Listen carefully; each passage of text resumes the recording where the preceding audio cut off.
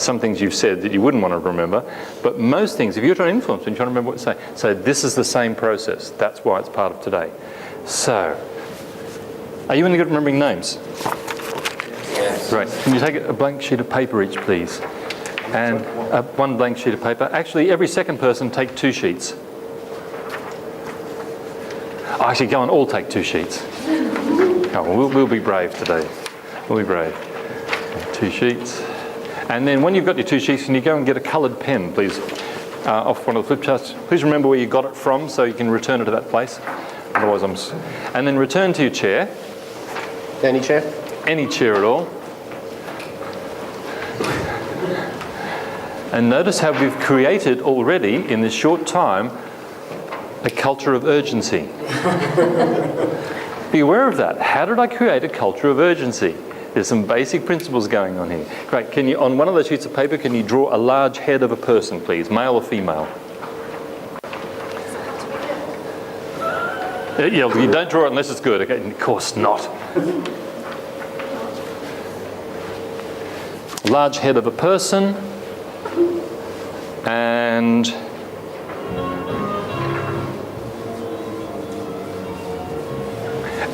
gives them some facial features and some things that make them stand out. Please imagine what their name is. Notice I just said just imagine. Don't do anything else with that information except imagine what their name is. In other words, I'm saying please do not write the name. Only imagine what their name is. And now, as a combination, I want you to add something to that that indicates what their hobby or pastime is, and something that rhymes with their name. So, Bob's a slob. It doesn't be a hobby or pastime or something about the personality. Bob's a slob. Paul plays football. Draw a football in there.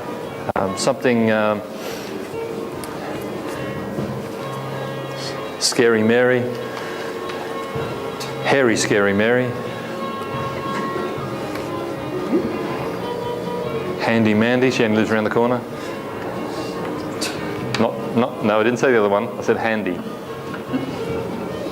Okay, so add something, a picture on there that indicates what their hobby or pastime is, preferably that rhymes.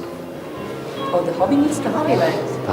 The hobby or their name needs to rhyme somehow in there. And please do not write any words on there. It's all pictures. All pictures. Great.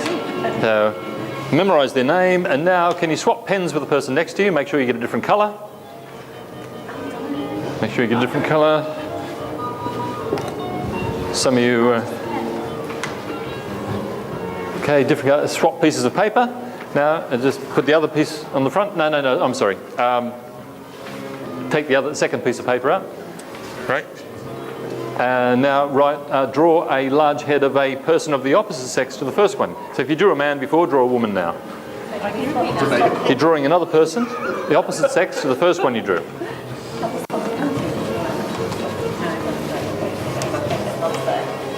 Okay. And same thing again, imagine what their name is. All pictures, no words. Imagine what their name is. Imagine something that rhymes with that name and preferably rhymes with a hobby.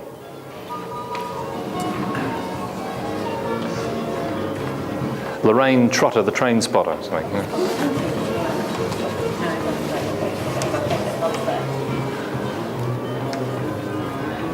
No hurry, anytime in the next 30 seconds will be fine. Something indicates what their hobby is and a rhyme of some sort with that name and their hobby. Who have you got? Who's this? I don't know yet, I'm thinking. Oh.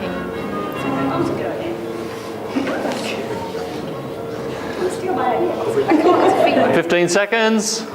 When you've done that, can you please return the pen to where you got it from and stand in the middle of the room?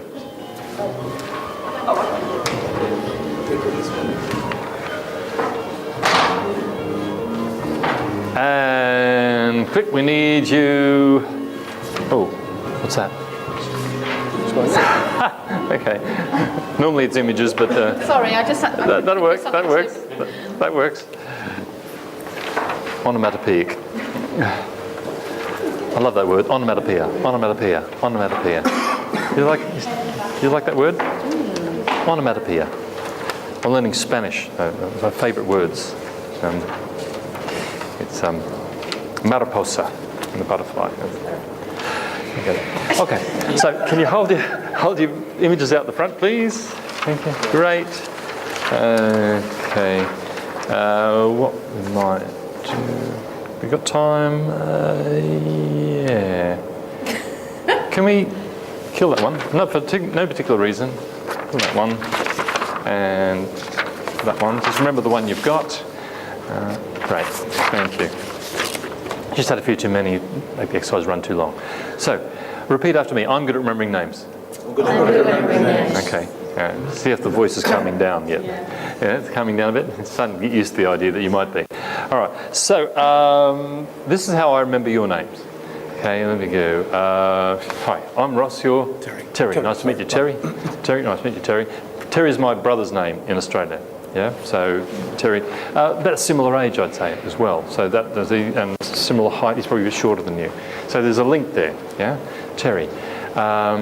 And remember your name, Holly, because I imagine her holding a sprig of holly. Okay, so I just make links with things with holly. Okay, and I imagine the tiptoeing too.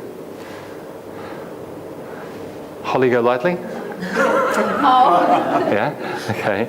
So, and some of these things will mean. So you will have your own methods of remembering these things. So who's this? Sam. Okay. Tell us about Sam. She's green. She's green? Okay. What else about Sam? I couldn't think of a hobby that sounded like Sam, so I drew a pig that sounds like Ham. Sam. Sam. Okay. Why do we remember rhymes? In schools. Yeah. Yeah, it's more than that. I must suggest to you we have about 10 different intelligences. Howard Gardner came up with 8. He sort of coined the term multiple intelligences.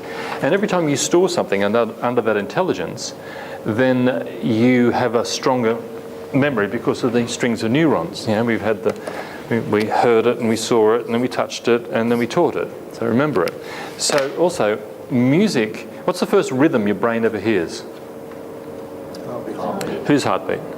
Mother's. Miraculously, if we play music at 60 beats a minute behind kids who are learning maths, suddenly their ability to do maths goes up by 30%. Why is that, do you think? Association with the comfort of the womb. They relax. The brain goes, this is cool, 60 beats a minute, this is what I remember. This is where I started. But when you came in today, I was playing beats about 80, 90 beats a minute. Why? Wake yourselves. Yeah, the brain, because whether you like the music or not, the brain's going, and this is curious, this is different, and it starts to think differently, starts to think faster. So Sam rhymes with ham, yeah, is going to work. Be good memory. So who's this? Sam. Notice again. Hi, I'm Ross. You're Amanda. Nice to meet you, Amanda. How many times has my brain grabbed the name Amanda? Twice, because you repeated it. Okay, watch again. We'll slow it down. Hello, I'm Ross. You're Amanda. Amanda. Nice to meet you, Amanda. How many times has my brain caught the name Amanda? 3 times. Right. Okay. I hear it. Amanda. 1 string of neurons. I say it. 2 strings of neurons. Physically produce the word. Can you all say Amanda, please? Amanda. Amanda. And your body's all moved, unless you went Amanda, in which your tongue moved anyway, your jaw moved. So you have physical memory. You remember exactly where you were standing when you first met me. Michael, where was that? Okay. When I first met you, Ian, where was that? We was getting a coffee at the Taplow House Hotel. Absolutely. Yeah. Where we first meet. You were sitting over there. Great. Okay, so you all have inconsequential memories. It doesn't matter where you met me. It's completely inconsequential, but the brain stores it all. And because there's a physical, linear story, dramatic intelligence around it, then you remember it. You remember once you almost had the accident on the road, not the time 500 times you drove up the road with nothing happening. But you remember that, oh yeah, you remember the bicycle coming out of the driveway and you go, and if you replay it again now, you get the same feeling. That's dramatic memory. So, how do you spell Amanda? It's not a trick question.